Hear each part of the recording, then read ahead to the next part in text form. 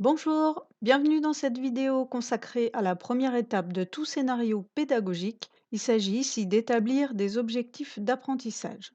Nous définirons tout d'abord la notion d'objectif pédagogique, puis nous apprendrons à les formuler. Enfin, nous identifierons les avantages de l'approche par objectif et par compétence. Voici une représentation schématique des étapes de la conception d'un scénario pédagogique. Avant de nous précipiter pour collecter ou créer les contenus, avant de réfléchir à la façon de structurer cette matière, concentrons-nous sur un point crucial, les objectifs pédagogiques. Un objectif pédagogique est ce que l'on cherche à atteindre par l'intermédiaire d'une action de formation. Il s'agit d'une compétence, sous la forme d'un comportement observable, que l'apprenant pourra accomplir après le cours et qui pourra être évalué. Prenons un exemple factice d'objectif pédagogique. Mener une démarche scientifique expérimentale. Un objectif est décrit en termes de capacité ou de compétences à atteindre.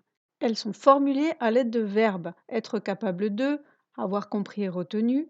Alors pour notre exemple, nous pouvons décliner l'objectif de la façon suivante. L'étudiant sera capable de formuler une hypothèse, élaborer un protocole expérimental, appliquer ce protocole, interpréter les données et conclure.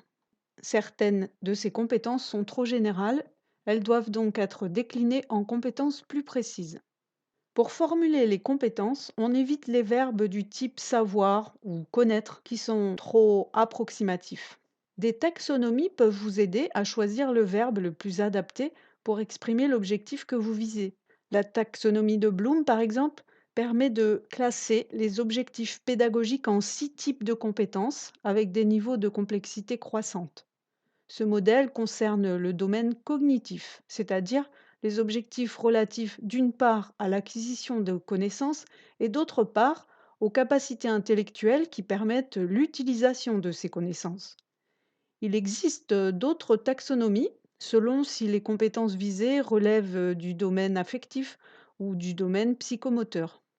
Vous l'avez sans doute déjà anticipé, mais soulignons que le fait de concevoir son enseignement en termes de compétences permet d'emblée de faire un lien avec l'évaluation à venir.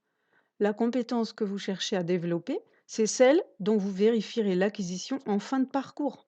C'est un gain de temps et de cohérence pour vous.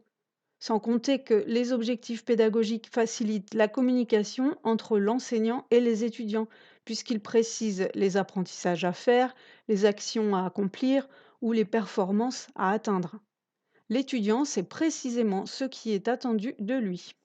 Finalement, lorsqu'il définit les objectifs pédagogiques, le concepteur du cours se centre davantage sur l'apprenant et les changements qu'il espère voir se produire en lui, et non pas sur le seul fait de délivrer du contenu.